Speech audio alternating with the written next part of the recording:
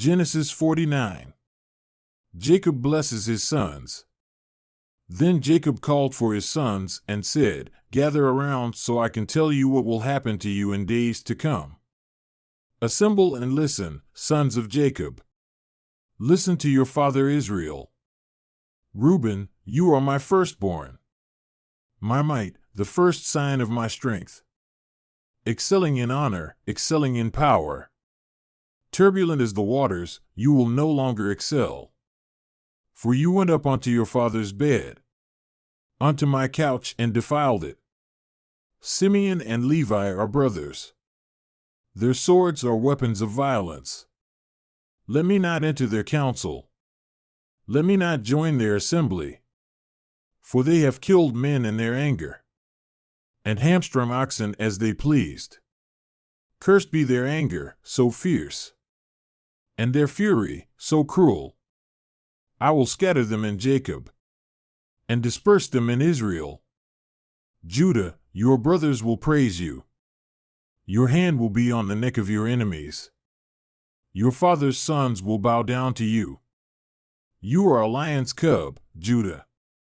You return from the prey, my son. Like a lion he crouches and lies down. Like a lioness, who dares to rouse him? The scepter will not depart from Judah, nor the ruler's staff from between his feet, until he to whom it belongs shall come, and the obedience of the nations shall be his. He will tether his donkey to a vine, his colt to the choicest branch. He will wash his garments in wine, his robes in the blood of grapes. His eyes will be darker than wine, his teeth whiter than milk. Zebulun will live by the seashore, and become a haven for ships. His border will extend toward Sidon. Issachar is a raw-boned donkey, lying down among the sheep pens.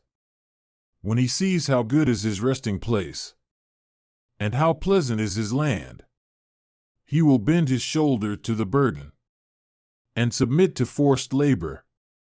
Dan will provide justice for his people. As one of the tribes of Israel, Dan will be a snake by the roadside, a viper along the path, that bites the horse's heels, so that its rider tumbles backward. I look for your deliverance, Lord. Gad will be attacked by a band of raiders, but he will attack them at their heels. Asher's food will be rich. He will provide delicacies fit for a king. Naphtali is a doe set free, that bears beautiful fawns. Joseph is a fruitful vine near a spring, whose branches climb over a wall. With bitterness archers attacked him. They shot at him with hostility, but his bow remained steady. His strong arms stayed limber, because of the hand of the mighty one of Jacob, because of the shepherd, the rock of Israel, because of your father's God, who helps you, because of the Almighty, who blesses you, with blessings of the skies above, blessings of the deep springs below, blessings of the breast and womb. Your father's blessings are greater than the blessings of the ancient mountains, than the bounty of the age-old hills. Let all these rest on the head of Joseph, on the brow of the prince among his brothers. Benjamin is a ravenous wolf. In the morning he devours the prey. In the evening he divides the plunder. All these are the 12 tribes of Israel, and this is what their father said to them when he blessed them, giving each the blessing appropriate to him. The death of Jacob. Then he gave them these instructions: I am about to be gathered to my people. Bury me with my fathers in the cave in the field of Ephron the Hittite, the cave in the field of Machpelah, near Mamre in Canaan, which Abraham bought along with the field as a burial place from Ephron the Hittite. There Abraham and his wife Sarah were buried, there Isaac and his wife Rebekah were buried, and there I buried Leah. The field and the cave in it were bought from the Hittites.